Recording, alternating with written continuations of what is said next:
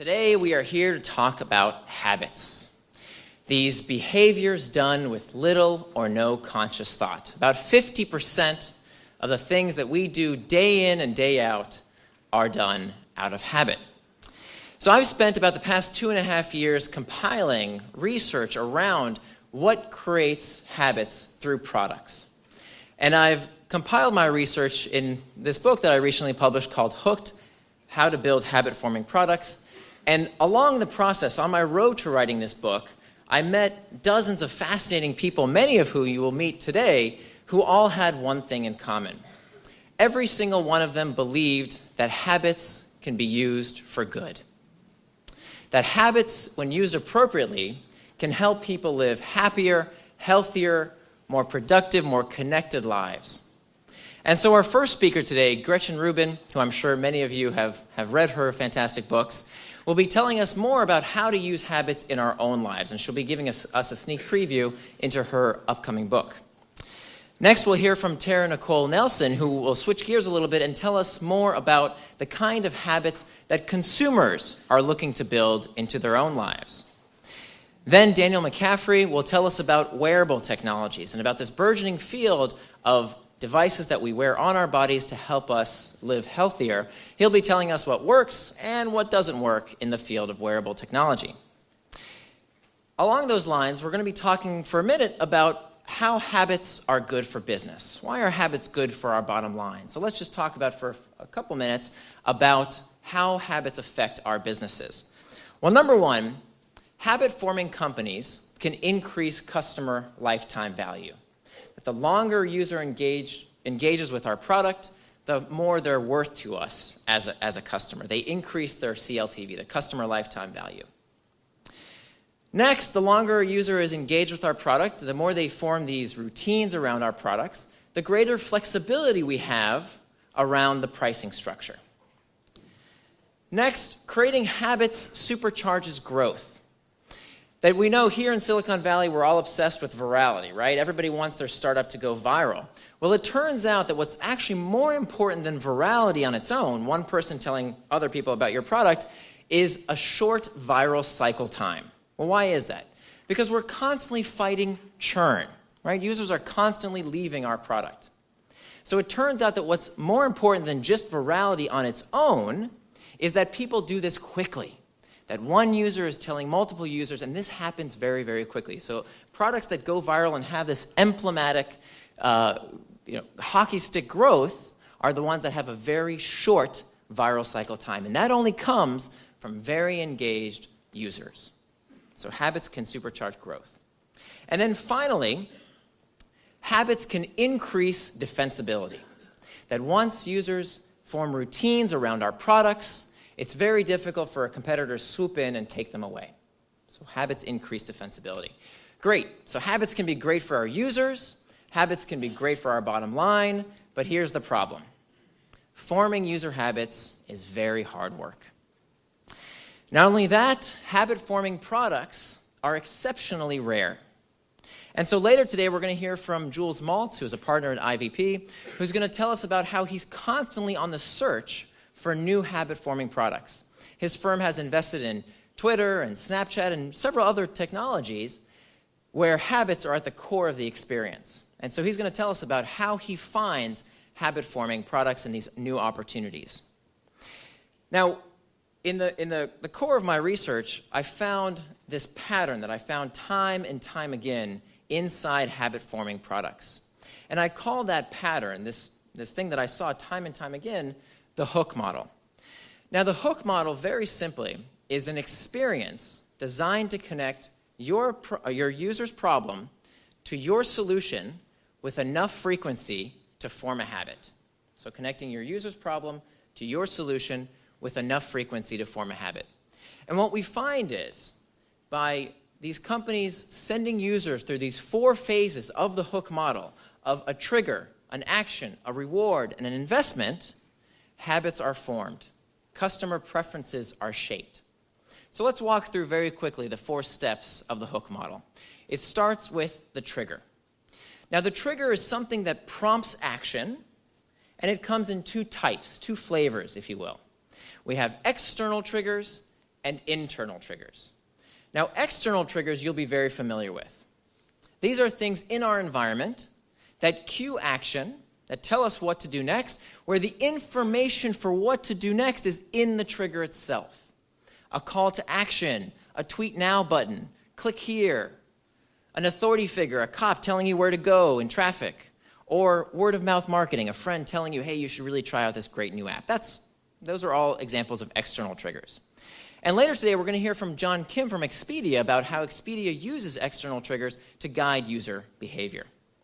Now, what I think product designers and entrepreneurs may not consider enough are the internal triggers. Our internal triggers are things that cue action, but the information for what to do next isn't explicitly in the external trigger like we see in the external trigger. It's not in the trigger itself. The information for what to do next is stored as an association in the user's mind. So what we do in response to certain places or routines or people or emotions can just as reliably cue our next action. So understanding our users' internal triggers, understanding what that fundamental itch is that we're scratching is critical for building habit-forming products. So after the trigger phase comes the action phase of the hook model. The action phase can be simply defined as the simplest behavior in anticipation of reward. The simplest behavior in anticipation of reward. Let me show you some examples of how simple can be. Something as simple and easy as scrolling on Pinterest, or searching on Google, or hitting that play button on YouTube. The simplest behavior done in anticipation of reward. And it turns out there's actually a formula for predicting the likelihood of these behaviors occurring. And this formula, many of you will actually be familiar with, I'm sure, in this crowd, comes to us here from Stanford, B.J. Fogg's work. Fogg posits that for every behavior B, we need three things at the same time. We need sufficient motivation, ability, and a trigger to be present at the same time for that behavior to occur. So let's walk through these real quick. Motivation, according to Edward Deci, the father of self-determination theory, is the energy for action, how much we want to do a particular behavior. Next comes ability, the A in B equals MAT. Ability is how easy or difficult something is to do. And Fogg tells us that there are 6 factors of ability which make a behavior more or less likely to occur. So how much time something requires, how much money is involved, how much money something costs, how much physical effort is required, how many brain cycles, so how difficult something is to understand directly affects the likelihood of that behavior occurring. Okay? Social deviance, so we're more likely to do something if we see other people like us also doing that behavior. And then finally, non-routine. And this is a big one when it comes to habits. This is why habits are so powerful. Because it turns out the more we do a particular behavior, the easier it becomes and the more likely we are to do it in the future. What do we call that principle, by the way? We call that practice. The more we do something, the easier it becomes, and therefore the more likely we are to do it in the future. So Fogg puts these 3 factors of motivation, ability, and triggers inside this nice graph that I think is simple enough to be useful in a startup or product development context. That for any singular behavior to occur, we have to have sufficient motivation. The behavior has to be easy enough to do. If it's easy, it's way over there on the right. If it's difficult, it's on the left. And when these 3 factors combine, sufficient motivation, ability, and a trigger is present, the trigger succeeds. If we have not enough motivation, or the behavior is too hard to do, or no trigger is present, there's no behavior that occurs. So today, in just a little bit, we're going to hear from Matthew Pearson from Airbnb, who's going to tell us about how Airbnb uses these factors of motivation, ability, and triggers to do what he calls hacking happiness. And we're going to hear all about that soon. We're also going to hear from Josh Ellman, who was in charge of product at Twitter, and we're going to hear about how Twitter evolved over the years, also using these factors of motivation, ability, and trigger, and how Twitter went from this site, this landing page in 2009, to this one in 2010, and ultimately to the homepage they have today, We're going to learn all about the logic behind that evolution. After the user has been triggered, the simplest action before a reward, now it's time for the reward itself, to scratch the user's itch, to give them what they came for. When we talk about rewards, we need to start in the brain, and in particular an area of the brain called the nucleus accumbens. Now, this area of the brain was first studied by two researchers by the names of Olds and Milner, who found that when they allowed lab animals and later experiments people to self-stimulate this part of the brain, they inserted these tiny electrodes inside their brains, and they gave them a little button that they could click or a lever to stimulate this part of the brain. That's all the test subjects wanted to do, to continue to stimulate this part of the brain. Now, it turns out you actually don't need electrodes to stimulate this part of the brain. The stimulus to the nucleus accumbens occurs naturally. When there's things that we crave, when there's certain junk food, for example, will stimulate that part of the brain. Sex, certain chemicals, and of course, in the center, technology. All of these things also stimulate this very same part of the brain. Now, Olds and Milner thought, well, they had found the brain's pleasure center. Right? Why else would lab animals and later people incessantly click if it wasn't for something that felt good? Well, it turns out that we now know that wasn't actually the case. That what he was stimulating, what these researchers were stimulating, was not necessarily pleasure, it was the stress of desire, wanting, craving. It was this itch that we seek to scratch. And it turns out that the role of the nucleus accumbens, when the nucleus accumbens becomes most active, is in anticipation of a reward. But then when we receive the thing we think we want, that part of the brain becomes a lot less active. Because the nucleus accumbens is all about stimulating this itch that we seek to scratch. And the solution to our discomfort, oftentimes, is found in these products that we use, that we form habits around. It also turns out that there's a way to supercharge this stress of desire, this wanting, this craving reflex. Anybody want to know what it is? Anybody curious? Yes. Of course you are, because that's the point. The unknown is fascinating. So when I changed my cadence and I asked you a question and I took that weird, uncomfortable pause, some of you perked up. What was he going to say? What's going to happen next? And this bit of mystery we find incredibly enticing and habit-forming. And of course, this research comes to us, you may be familiar with the work of B.F. Skinner, the father of operant conditioning, who showed that when he took his pigeons and put them in what's called a Skinner box today, and he allowed them to peck at this disc, in his early experiments, when the pigeon would click on the disc and a food pellet would come out on a predictable schedule, the pigeon basically ate whenever it was hungry. But when Skinner did something a little different, when he introduced a bit of variability so that when the pigeon clicked the disc and nothing would come out, and then the pigeon would click the disc again and a reward would come out, when there was that bit of mystery, that variability, the rate of response increased. The number of times that the behavior was observed increased. Because what we now know is that variability spikes the neurotransmitter dopamine, which is what stimulates the nucleus accumbens. And we find that in all the products that we find most engaging, most habit-forming, we see one or more of these variable reward types. And I hope that after today's summit, you'll look at the world a little bit differently. Maybe you'll see these variable reward types in all sorts of products that you use every day, that you find most engaging. These three types of variable rewards that we see one or more of in habit-forming technologies are rewards of the tribe, rewards of the hunt, and rewards of the self. So let's start with rewards of the tribe. Rewards of the tribe are all about the search for social rewards, things that feel good, have an element of variability, but come from other people.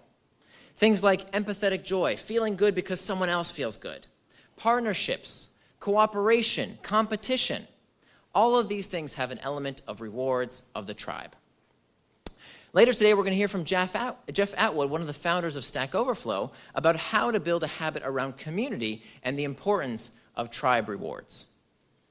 Next is a search for resources, rewards of the hunt. Now, the search for the rewards of the hunt stem from our primal search for food and material possessions. And of course, today, food and resources are bought with money. So when many people think about variable rewards, they often think of slot machines. They think of gambling, where the currency, the payout, the reward, of course, is money. But what we often don't consider when it comes to the products we use every day is around the variable rewards that come from information, another form of rewards of the hunt. So let's look at the feed on a product like Twitter, for example. The first thing is not that interesting. The second tweet is not that interesting. But oh, the third tweet, that might be interesting.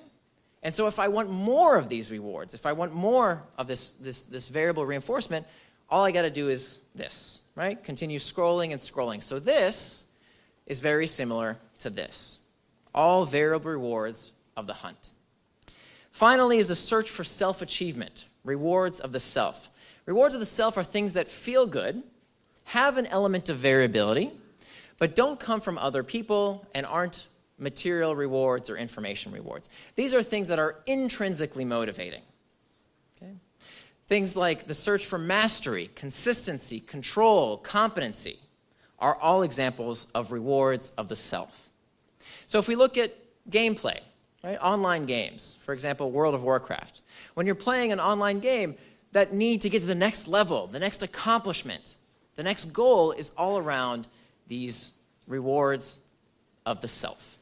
Now, if you say to yourself, yeah, but you know what? I'm not really much of a gamer. I've never really got those video games. Not for me.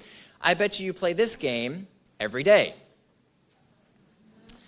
That endless clearing of your inbox, looking for this magical place of inbox zero, which I'm convinced doesn't actually exist. That need to check, to clear, to do that next task on your to-do list. All around the search for mastery, competency, consistency, and control. In summary, the variable reward phase of the hook model is all about this need to scratch the user's itch and yet leave them wanting more, having a bit of mystery that causes them to return. So after the trigger, the action, the reward, that next comes the investment phase. The investment phase is a step in the hook model that increases the likelihood of the next pass. That's the function of the investment phase of the hook model in habit-forming products. They increase the likelihood of the next pass through the hook. And they do this in two ways. First, investments load the next trigger. So in a product like on WhatsApp, which, by the way, I've had this slide for several months, not just since the acquisition, but in a product like WhatsApp, every time you send someone a message, you don't get any points. You don't get badges. There's no leaderboard for sending someone a message. But what you're doing is loading the next trigger. You're making it more likely for you to use the product in the future because every time you send a message, you're likely to get one of these. Right? That's the external trigger that brings you back through the hook. So later today, we're going to hear from Julie Zhou from Facebook, speaking of WhatsApp acquisition. We're going to hear about how Facebook thinks about habit design inside its product development process. The second way that investments increase the likelihood of the next pass through the hook is by storing value. You know, one of the reasons I love working in technology is because unlike things made of atoms, like the chairs you're sitting on or your phones or your computers, unlike all of these things that are physical in the physical world, habit-forming technologies, things made out of bits, should appreciate over time. Right? Things in the physical world depreciate. They lose value with use. But habit-forming technologies should appreciate. They should get more valuable the more we use them. And they do this through this principle of stored value. So the more we use a product like iTunes, the more music we put into our collection in the form of content, the more valuable it becomes to us as our one and only music library. The more data we put into a personal finance software like Mint.com, the more valuable the product becomes to us. We can do more with it, the more data, the more stored value we have inside the product. On Twitter, the more followers we have, that's another form of stored value. So that if Twitter sent out an email tomorrow and said, hey, we're shutting down Twitter unless you pay us, who's more likely to pay? Someone with 10 followers or 10,000 followers? Right? The more followers we have, the better the product becomes as a medium to reach our audience. And then finally, reputation. So reputation is a form of stored value that people can literally take to the bank. On sites like TaskRabbit or eBay or Airbnb, I can literally take my stored value of reputation to the bank because I can charge more for my goods and services. Okay, so reputation is a form of stored value as well. So through these 4 steps of the hook model of a trigger, an action, a reward, and investment, through successive cycles through this hook model, we begin to change users' preferences and attitudes. And we see time and time again these 4 steps of the hook model. Now, we do need to talk about for a bit, before we leave the summit today, around the morality of manipulation. That we as product designers have a very special responsibility, and so I've invited Natasha Dow-Schul, who's written a fantastic book called Addiction by Design, to tell us about some of the ways that the psychology of habit design is used at times for nefarious purposes. Because, let's face it, designing habit-forming products is a form of manipulation. And we as product designers and entrepreneurs have a very special responsibility that we need to consider carefully. Because I believe there's never been a time in history when people like us, the builders in the world, can so profoundly change people's day-to-day routines. Because let's think about it here. The technologies that we're making are the ones that people take with them to bed at night. They're also the first thing they check in the morning before they even say good morning to their loved ones. And as Ian Bogost warns, our technologies quite possibly are becoming the cigarettes of this century.